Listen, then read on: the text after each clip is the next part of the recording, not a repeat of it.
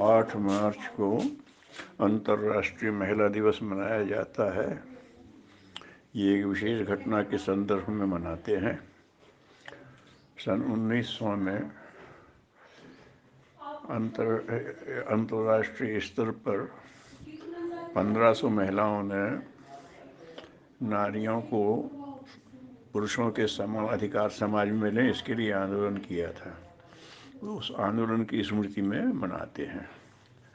भारत में कुछ महिलाएं इसको 10 मार्च को मनाती हैं। तो ये सावित्री बाई फुले महिला शिक्षिका थीं। इन्होंने बड़ा आंदोलन चलाया था नारियों के अधिकार के लिए। तो उनकी उस स्मृति में भी ये 10 मार्च को भी मनाया जाता है।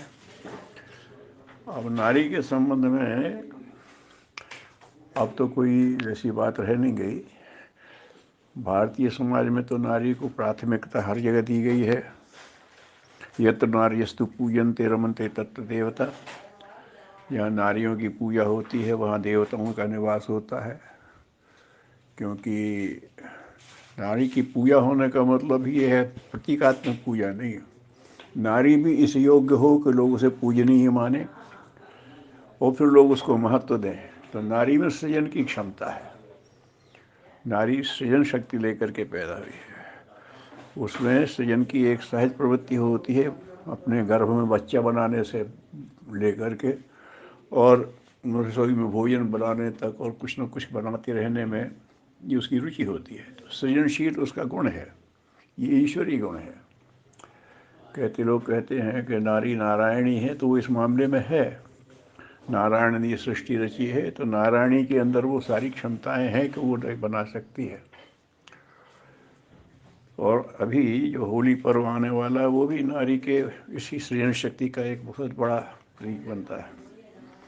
उसमें प्रहलाद की माता हिरण्यकश्यप की पत्नी, उसकी साधना देखिए कि हिरण्यकश्यप के महल में रह करके उसने ऐसी साधना की, प्रहलाद जैसा संस्कारी बालक पैदा कर दिया। तो ये नारी की अपनी क्षमता है, जगह जगह मिलता है। शिवाजी के पिताजी तो नवाब के यहाँ नौकरी करते थे, लेकिन जीजाबाई ने अपने बेटे को कुछ बनाना है करके तो छत्रपति शिवाजी बना ही दिया। तो ये भारत के इसमें ये भरा पड़ा है। बीच में एक ऐसा समय आया था जब नारी को हीन मानने लगे थे और वो भी अब समाप्त हो गया।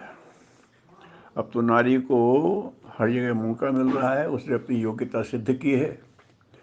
वो ट्रेन भी चला रही है, वो हवाई जहाज़ भी चला रही है, वो फाइटर प्लेन भी चला रही है, वो मिलिट्री में बराबरी से काम भी कर रही है, कमांडोज में भी नारी प्रवेश कर रही है। तो आज कोई ऐसा क्षेत्र नहीं है जहाँ नारी ने छोड़ दिया। लेकिन इन सब बातों के बाद जो समाज की आवश्यकता को देखते हुए करते हैं, उसके अलावा नारी की जो नारायणी शक्ति है, जो सृजन की शक्ति है, उसको ध्यान में रखना चाहिए। ये आवश्यकता पड़े तो कुछ भी करे, लेकिन उसका मुख्य काम है सृजन। और सृजन में सबसे बड़ा काम है नई पीढ़ी का सृजन। आज की सबसे बड़ी समस्या है कि नई पीढ़ी के बच्चों को कोई संस्कार नहीं दे रहे। उससे कितनी समस्याएं खड़ी हो रही सबको पता है। तो नई पीढ़ी को संस्कार किया जाए, ये इस नारी से अच्छा और कोई काम नहीं कर सकता।